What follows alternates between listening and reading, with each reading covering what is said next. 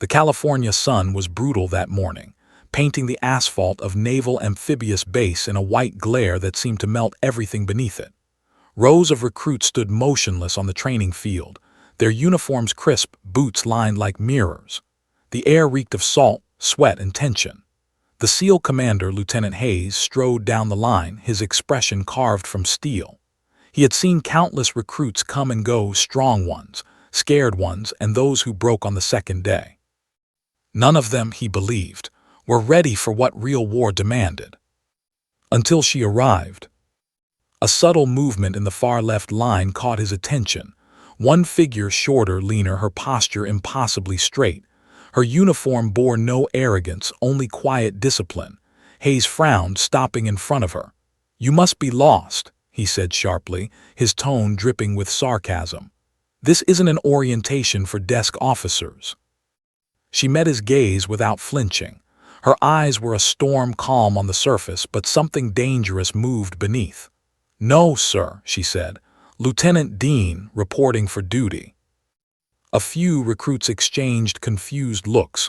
A woman in the SEALs, unheard of at this level, especially here in his division. Hayes tilted his head, half smiling, half taunting. "Dean, huh? You got a call sign."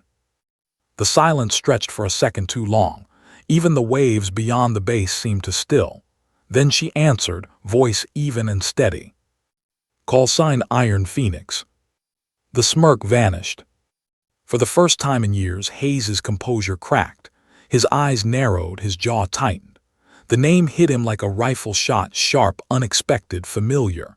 Every SEAL on that field felt the air change. A murmur rippled through the ranks. Iron Phoenix. The name wasn't new. It was legend, a ghost whispered through the halls of SOCOM, a pilot who had once flown straight into hell and somehow returned alive. Hayes took a slow step closer. "Say that again," he ordered, voice low. She didn't blink. "Iron Phoenix, sir." He studied her face, the sharp lines, the faint scar near her temple, the steady eyes that didn't waver even under command pressure. His mind drifted back to a night he tried to forget, Kandahar, years ago. An extraction gone wrong. Fire, chaos, comms dead, his team pinned down. They'd been certain no one was coming. Then through the smoke, a chopper appeared, defying every order, every protocol. A voice had crackled through the radio, calm, fearless, female. "This is Iron Phoenix. Hold position." "I've got you." The pilot had saved their lives that night and vanished in the explosion that followed. Command declared her KIA. Hayes had carried the guilt for years, believing his call for backup had cost that pilot her life. But here she was, alive, standing in front of him. "Impossible," he muttered under his breath. Didn't respond. She simply stood there, waiting for the next command, her face unreadable. But behind that calm exterior was a pulse of anger, not toward the commander, but toward the silence that had followed her disappearance. No medals. No recognition, just erasure. Hayes turned to the rest of the recruits. "Listen up," he barked, voice echoing across the courtyard. "You all think you know what toughness means. You don't. But this," he gestured toward, "this is either the bravest damn fool I've ever met or a ghost come back to haunt me." A few recruits chuckled nervously, but no one else dared to speak. Simply met his gaze again and said, "Permission to train, Commander." The words were sharp, respectful, but beneath them was something else, a challenge. Hayes stared for a long moment, then finally nodded. "Granted, but you better be ready, Lieutenant. Around here, legends don't survive long." His lips twitched, not a smile, but something colder. "Neither do lies, sir." For a heartbeat, no one breathed. Hayes turned sharply and walked away, barking new orders. But even as the drills resumed, his thoughts spun out of control. He'd spent years trying to forget that voice in the flames. Now it had returned, standing tall in daylight, alive, human, and about to rewrite every rule he thought he knew. And deep down, Hayes felt something he hadn't felt in a long time, fear. Not of her rank, not of her skills, but of the truth she carried. The Iron Phoenix had landed. And this time she wasn't flying away. The mess hall buzzed with the low hum of voices, trays clattering, boots echoing against metal floors. Recruits huddled at tables, whispering as the air thickened with curiosity. Lieutenant Dean sat alone at the far corner, her meal untouched. The name Iron Phoenix had already spread across the base like wildfire. Every few seconds, she could feel someone's eyes flick toward her, only to look away the moment she met their gaze. "Is that really her?" someone whispered. "They say she flew into a without orders." "Yeah, but no one survived to confirm it." "Except her." Stirred her coffee, silent. She learned long ago that rumors grew faster than truth and often lived longer. From across the room, Commander Hayes watched her with a quiet intensity. He sat with his senior officers, pretending to listen to their chatter, but his mind was elsewhere. He couldn't stop hearing that old radio transmission, the one that had saved his life. "Iron Phoenix inbound, hold position." He remembered the sandstorm, the screams, the chaos, and then the explosion. They'd never found the body. Command said she'd died a hero. He'd believed it. Until now. "Sir," a young lieutenant snapped him back. "Should we initiate the evaluation phase for the recruits?" Hayes blinked, nodding absently. "Yes, make it tougher this year." His tone was sharp, almost defensive. He wasn't sure who he was angry at, her for returning or himself for not saving her when he had the chance. At that same moment stood, clearing her tray. As she passed his table, she paused. "Permission to speak freely, sir." Hayes looked up, meeting her eyes for the first time since the morning. "Granted." She leaned slightly closer, her voice low enough that only he could hear. "I didn't come back to stir ghosts, Commander. I came back to finish what I started." And then she walked away, boots striking the floor like a heartbeat. Hayes watched her go, his jaw tightening. That same fierce tone, that same defiance, he recognized it instantly. And underneath it, a wound that hadn't healed. Maybe both of theirs hadn't. Later that night, the base lights dimmed under a fog-draped sky. Hayes found himself in the operations office, flipping through his personnel file. Half of it was classified, entire sections blacked out. Her record listed honors, commendations, then abruptly stopped after Kandahar.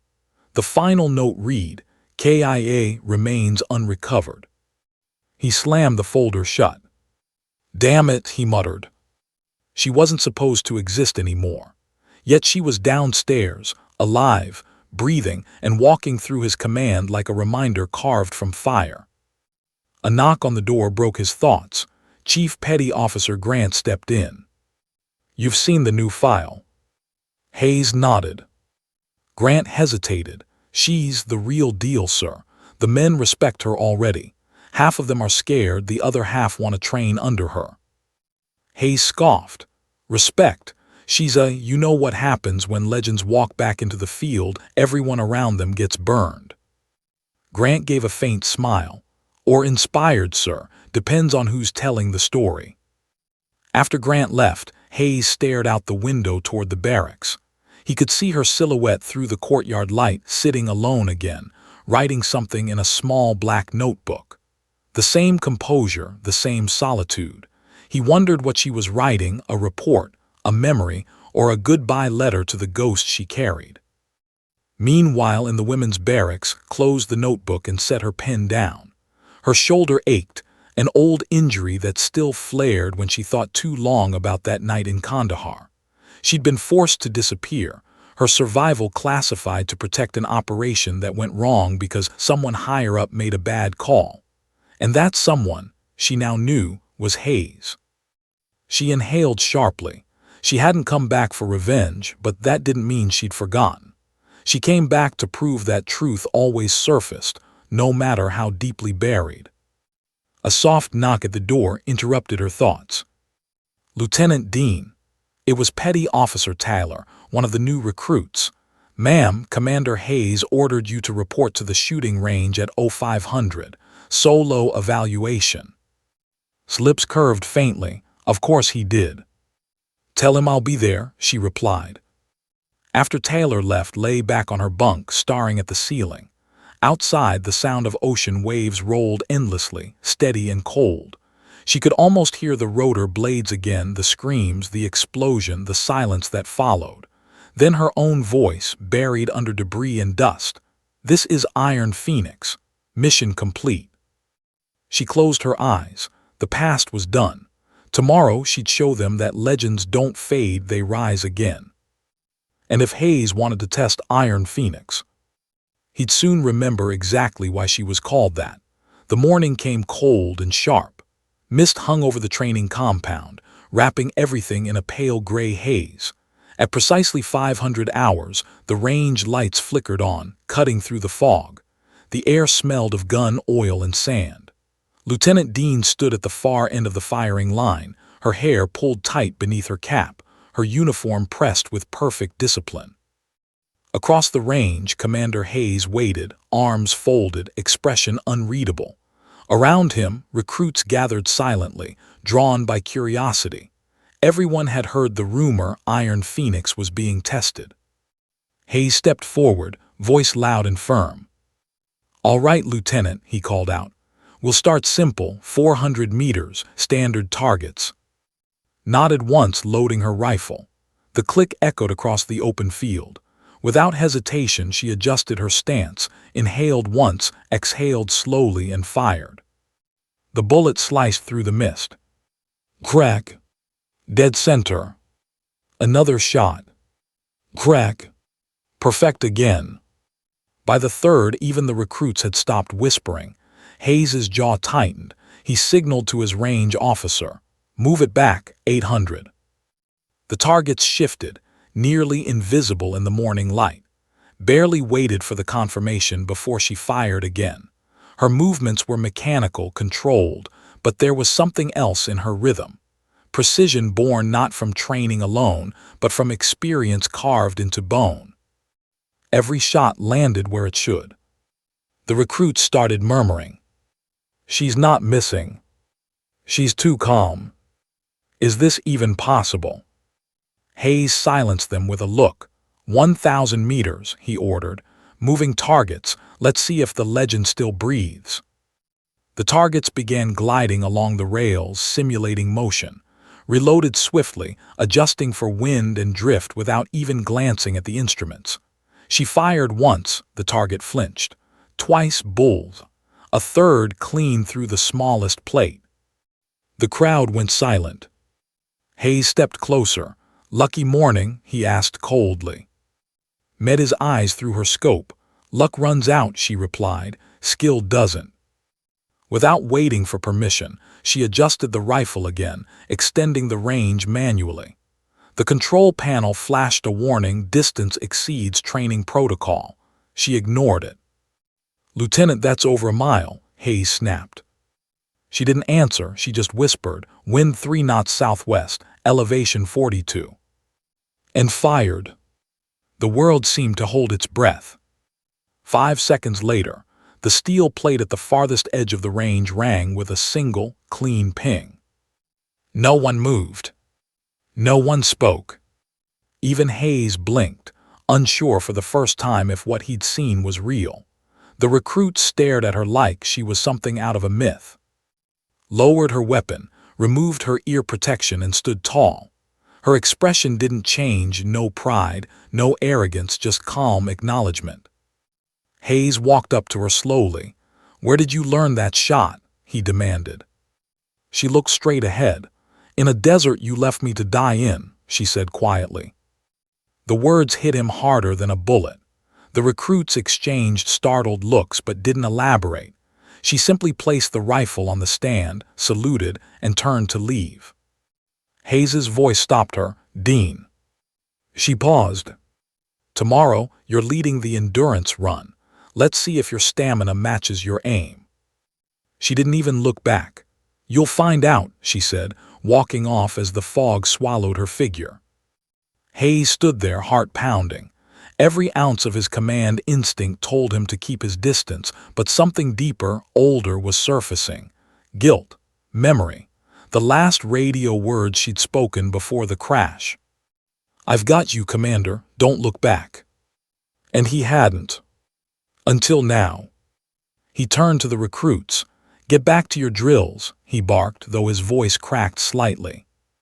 As they dispersed, he looked once more toward the empty end of the range. The steel plate glimmered in the sunlight, one perfect whole dead center, a mile away. The Iron Phoenix had just proven she could still fly, and Hayes knew this was only the beginning. Somewhere inside him, a warning echoed.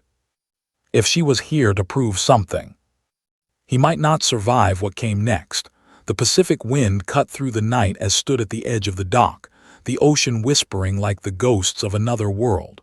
The waves shimmered under the moonlight, silver, endless, and merciless. She stood there in her flight jacket, hands tucked into her pockets, the faint hum of the bass behind her. Every soldier found a place to think. For her, it was always near water, something about the rhythm of the tides that reminded her of rotor blades and heartbeats before impact. She closed her eyes.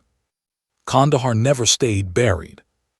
The night always began the same way, the radio crackle, the static, Hayes's voice strained through chaos. "We're pinned. They're closing in. We need extraction now." Command had ordered a full retreat. The airspace was lost. But then a combat pilot under task force couldn't ignore it. She'd flown anyway, defying orders. One bird, one woman into the fire. She found them, Hayes's squad, surrounded, nearly overrun. The firefight had been endless, the air thick with dust and gunpowder.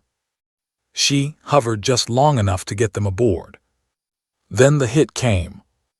A missile tore through the tail. The explosion ripped the sky apart. She remembered the burning metal, the spinning horizon, and Hayes's face disappearing behind smoke as she fought to keep control. The chopper slammed into the desert. Silence followed. When she crawled out of the wreckage, everything was fire. Command called her dead.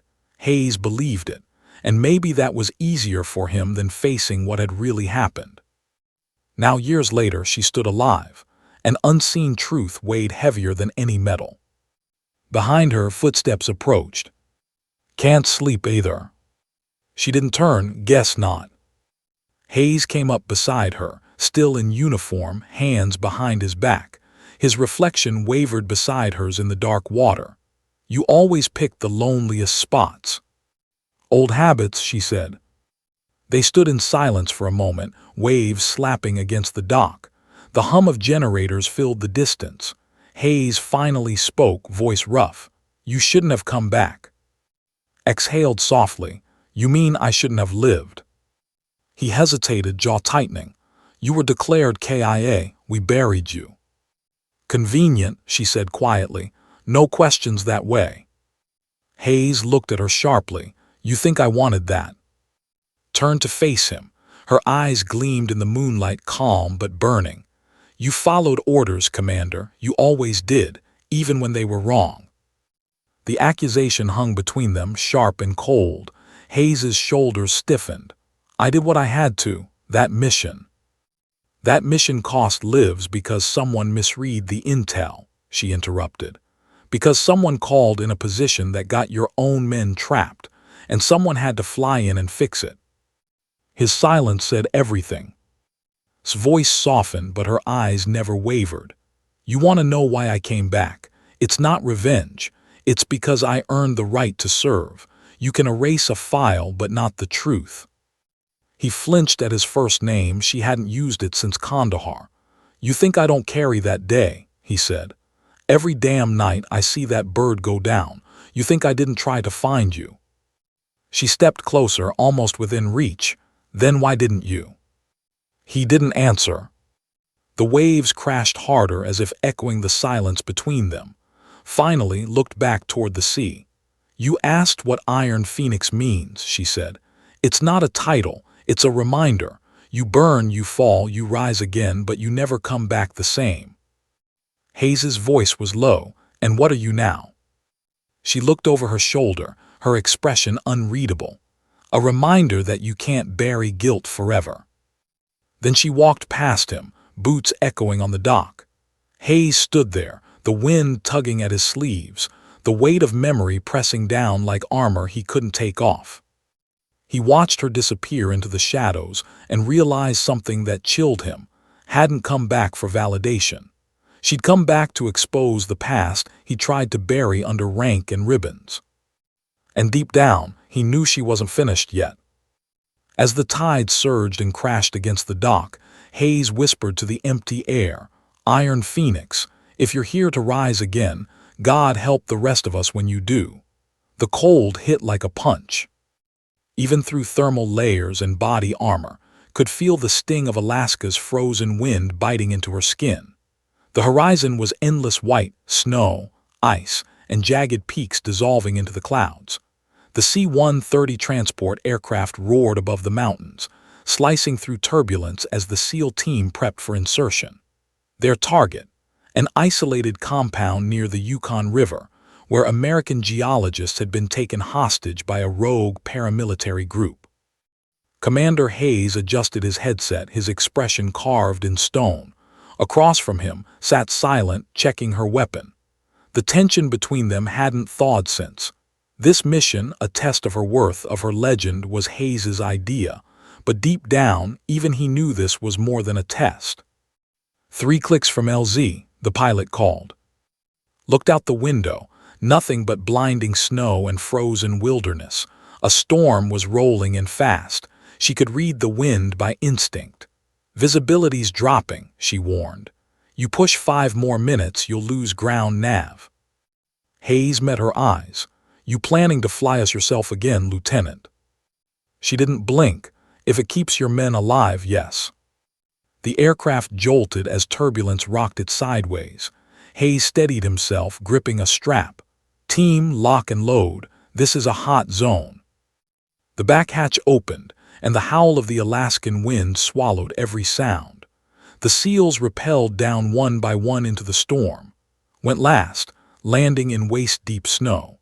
Her boots sank with every step, but her eyes stayed fixed on the ridge where the compound lay hidden beneath ice and camouflage netting.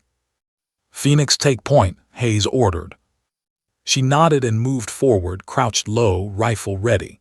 The world was nothing but shades of gray and white, her breath forming clouds in the freezing air. She motioned with 2 fingers, enemy tracks.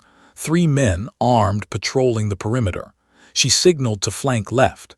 The team fanned out like shadows. 2 suppressed shots. 2 bodies dropped silently into the snow. They moved closer to the compound, half-buried storage buildings reinforced with metal siding. From inside came faint shouts, the sound of boots. His gut tightened. "They're moving the hostages," she whispered into comms. "We're out of time." Hayes hesitated. "We need visual confirmation." Turned her head sharply. "By the time you get that, they'll be gone." A flash of movement, a door slammed open, and gunfire erupted. The SEALs dove for cover as bullets tore through the snow. Returned fire without hesitation, precise and cold. Hayes rolled beside her behind an overturned snowmobile. "You just had to be right," he muttered. She reloaded, eyes hard. "You're welcome." A grenade exploded near the wall, showering them in snow and debris.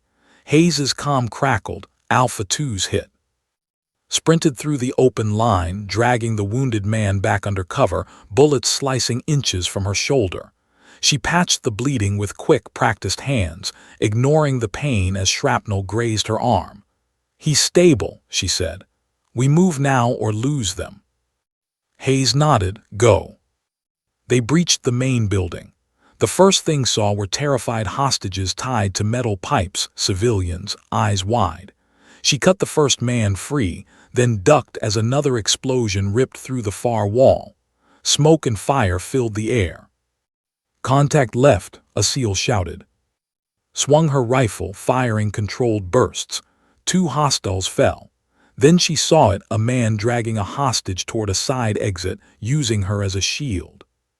Without a second's thought, broke from cover, sprinting through smoke. Hayes yelled after her, but she didn't stop. She slid low, firing a single shot. The bullet sliced past the hostage's ear and struck the captor clean between the eyes.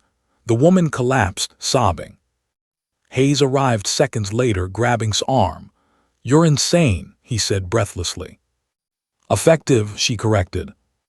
Sirens wailed from the compound's outer perimeter, reinforcements inbound. Hayes ordered the team to extract. They moved fast, guiding the hostages toward the chopper that descended through blinding snow. As helped the last hostage aboard, she caught Hayes watching her, his face unreadable but his eyes different now. Not mocking, not hostile, respectful. Inside the chopper, she strapped in, her hands shaking slightly from adrenaline. Hayes sat across from her, still catching his breath. "How did you know they were moving them?" he asked finally. She looked out the window at the burning compound fatting below. "You feel it before it happens," she said quietly. "That's how you stay alive." Hayes nodded slowly, eyes still on her. "That's how Iron Phoenix flies." The helicopter lifted into the storm, snow swirling around them like ash. For the first time, Hayes understood she wasn't trying to prove herself. She was trying to remind them all what courage looked like when no one believed you could still rise. And for the first time, he wondered if he'd ever deserved the life she saved. The sun barely pierced the icy clouds as the team landed on a ridge overlooking the extraction point. Snow crunched beneath boots and the wind howled like a predator. Scanned the perimeter, eyes sharp, rifle ready. Something felt off, too quiet, too methodical. She motioned for the team to halt. "Commander," she whispered into her comms, "I've got a bad read on this insertion. Enemy movement is inconsistent." Hayes frowned, scanning the horizon. "Explain." His fingers flew over her tablet, analyzing intercepted transmissions from the local network. Her eyes narrowed. "We've been compromised. Someone inside tipped them off. This is a setup." Hayes froze. His mind raced. There was only one possibility. Someone with access to mission intel had betrayed them, and the timing was perfect for maximum casualties. "Lock down comms. Keep moving quietly, stay low," he ordered, voice tense. The team proceeded, snow crunching softly, shadows stretching across frozen ridges. The paramilitary unit had them pinned before the team even reached the target. Bullets whizzed through the wind, cutting snow into shards. One SEAL dropped, groaning, and another shouted over the gunfire. Fired instinctively, precise and calm, covering the team's advance as they ducked behind boulders. "Fall back to that ridge," Hayes barked, dragging the injured toward cover. Assessed quickly, the enemy had them surrounded, using knowledge of their approach.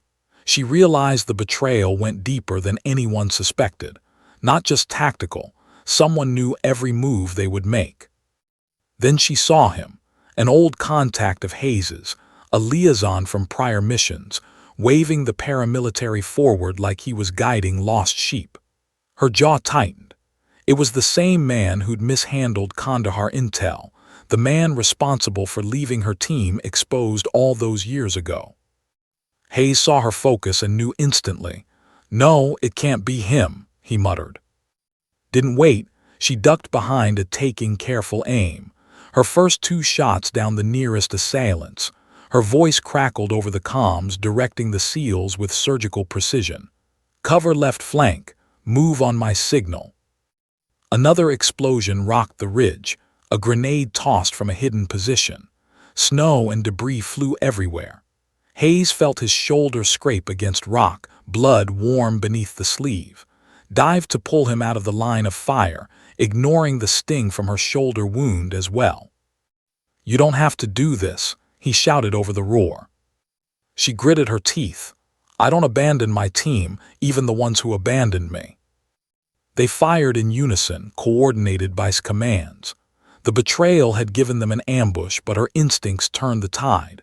Bullets tore through the air, bodies fell into snowdrifts. Every shot was calculated, every movement pre-planned, born from countless nights in chaos. Hayes watched, stunned. He realized that she hadn't just survived Kandahar, she had perfected the art of responding to betrayal, of turning a trap into advantage. Even now, despite her injuries, she was untouchable. Finally saw an opening.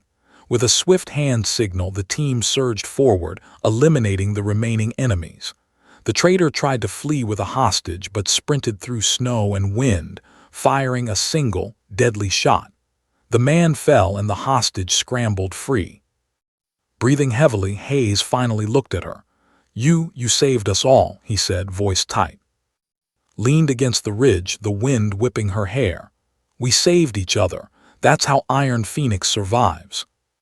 Hayes nodded slowly, shame and respect warring on his face. He remembered every life she had saved, every risk she had taken, and he realized something uncomfortable. She had done this not just for the mission, but to remind him that courage and loyalty weren't about rank or orders, they were about heart. The team regrouped, battered but alive. The storm howled, but for a moment the world felt still. Gaze swept over the ridge, icy blue eyes calm and fierce. Iron Phoenix had not only survived the betrayal, she had turned it into triumph. And Hayes knew, deep in his chest, that the lessons she brought back from Kandahar were only beginning. The storm had passed, leaving the snow-covered ridge glistening in pale morning light. The extraction chopper's rotors whipped snow into clouds as the team huddled together, exhausted, bloodied but alive. Stood slightly apart, scanning the horizon with her rifle still slung across her shoulder. Commander Hayes approached cautiously, boots crunching against the frost. "You've done enough," he said quietly, voice low, almost hesitant. She didn't turn immediately. "Enough," she echoed. Her eyes met his finally, sharp, unwavering. "Enough for whom? The team, yourself, or the ghosts that have followed us since Kandahar?" Hayes looked away first. Guilt burned in his chest, the kind that never fades. He had lived with it for years, pretending it didn't exist. The memory of her chopper going down, the helpless screams, the empty comms, all replayed in vivid detail. And now, standing alive before him, she was a living reminder of every mistake he had made. "I didn't know if you were alive," he admitted. The words came uncomfortably slow, raw, stripped of pride. I thought I'd lost you, and I blamed myself for everything after." His expression softened fractionally, but her voice remained steady. "You think I didn't carry my own burden. The truth is, I survived because I had no choice. I had to. But surviving doesn't erase the past, does it?" He shook his head. "No." A long silence stretched between them. The only sounds were the whine of the helicopter rotors and the distant call of a raven. For years, he had commanded men, strategized missions, and buried pain beneath orders, but facing her now stripped everything bare. "You were the best of us," he said finally, voice tight, even when I didn't deserve it." Her eyes glimmered with something unreadable, a mix of sorrow, pride, and the faintest touch of forgiveness. "I wasn't here to prove I was the best," she said. "I was here to remind you and everyone else that courage doesn't need permission. You don't get medals for surviving alone. You earn it every day you refuse to quit." Hayes swallowed hard, his throat tight. He had always commanded, always judged, always taken credit. Now he was confronted with the truth he had ignored. Iron Phoenix wasn't a myth. She was real, alive, and she had saved countless lives, including his own, not once but twice. He finally extended his hand. "Thank you," he said, voice rough with sincerity. She didn't take it immediately. Instead, she studied him, reading every trace of guilt, respect, and relief etched across his face. Slowly, she nodded and allowed her hand to meet his. The gesture was simple, but it carried a weight heavier than any medal or commendation. "Let's finish the mission," she said, stepping away, eyes already scanning the surrounding terrain. "We still have work to do." Hayes followed, a subtle respect in his gait replacing the mockery and skepticism of before. For the first time, he saw her as not only a legend but a comrade, a leader forged in fire, loss, and resilience. Back at the base, the Secretary of Defense's helicopter landed nearby. The team filed in, hostages safe, injuries treated, and reports written. Hayes noticed the way his team deferred to her instinctively. They weren't just afraid, they were inspired. The kind of inspiration that only comes from someone who has stared death in the face and refused to blink. Hayes finally allowed himself a small smile, a rare expression for him. "You've changed everything here," he said softly. His gaze met his once more. "I didn't come back to change you," she replied. "I came back to finish the story you forgot, one where courage, loyalty, and survival aren't dictated by rank or gender, but by heart." Hayes nodded, silently acknowledging the truth. He had spent years burying her, dismissing the legend and fearing what it meant to face it. Now the reckoning was complete. For the past was a shadow that would always follow her, but the present, and the respect she had finally earned, was hers to claim.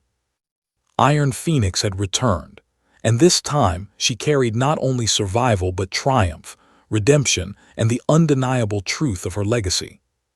As she walked past him toward the waiting transport, Hayes saluted, a gesture unspoken for years, finally delivered, returned it with a nod, a flicker of a smile, then disappeared into the morning light. The legend was alive, and the world had no choice but to acknowledge it. Weeks had passed since the Alaska mission. The snow had melted, replaced by the dry heat of base's late spring. The air smelled of salt, sunscreen, and the faint tang of gunpowder from the training fields. Dean walked through the base with a quiet confidence, her uniform pressed, her boots echoing against the asphalt. She moved like someone who had already survived hell and returned to claim her place in the world. The news had spread Iron Phoenix was alive. Not just alive, but a force to be reckoned with. Rumors, once whispered like myths, became truths by every SEAL who had seen her in action. And now, the Secretary of Defense had called a ceremony to honor her heroism. The hangar was packed. Officers, recruits, and a handful of journalists crowded the space. Flags flapped against the steel beams as the secretary approached the podium, his expression solemn. Hayes stood nearby, his eyes fixed on, a subtle tension in his shoulders. He remembered Kandahar, the betrayal, and the missions that had tested every ounce of courage he possessed. And now, facing her, he understood fully the weight of her legend. The secretary cleared his throat. "Today, we honor a soldier whose courage, precision, and dedication have saved lives, more than one might count. A legend in our time, Lieutenant Dean, known as Iron Phoenix, has proven that bravery knows no bounds." The applause was deafening. His gaze swept across the room, catching faces filled with awe, respect, and disbelief. Yet she remained calm, almost detached, letting the recognition settle without consuming her. She had never fought for accolades. She had fought for survival, for her team, for the truth that had been buried for too long. Hayes stepped forward as the secretary pinned a silver star to her uniform. His hand brushed hers briefly, a gesture of acknowledgement and respect he had never delivered before. Didn't smile outright, but a faint flicker softened her eyes. It was enough. The silence between them was heavy with unspoken words, forgiveness, understanding, and the reckoning finally complete. The reporters clamored, snapping photographs, jotting down notes, but attention remained on the SEALs she had fought alongside, the team that had trusted her instincts, and the men and women who would now remember her not as a ghost or myth, but as a living example of what courage truly meant. After the ceremony, walked through the base, observing the cadets in training. They looked at her with wide eyes, whispering Iron Phoenix, as if speaking her name could somehow summon her presence. She stopped briefly, watching a young recruit struggle with an obstacle course. She approached quietly, offering a nod and a piece of advice, not orders. "Keep your focus. Breathe. Every second counts." The recruit nodded vigorously, inspired. Moved on, her presence leaving a ripple through the ranks. She wasn't just a soldier, she was a symbol. A reminder that legends could rise from tragedy, that determination could rewrite fate, and that even in a world of chaos, courage could guide the way. Hayes caught up with her near the helicopter pad. "You've changed more than this base," he said quietly. She glanced at him. "No, I just remind people what's always been possible." He smiled faintly, the tension in his body easing. "Somehow, I think you'll keep reminding us for a long time." His eyes scanned the horizon. The sun gleamed over the water, golden and unwavering, much like the promise she carried within her. "Legends," she said softly, almost to herself, "don't fade. They rise always." As the helicopter lifted her toward a new assignment, the team saluted. Hayes watched, feeling a rare sense of peace. The Iron Phoenix was alive, her legacy cemented, and the world had no choice but to acknowledge her truth. For Dean, survival was only the beginning. Redemption, respect, and legend awaited, and she was ready to meet them head-on. The SEALs would speak her name in awe for years to come. Iron Phoenix had returned, and nothing would ever be the same.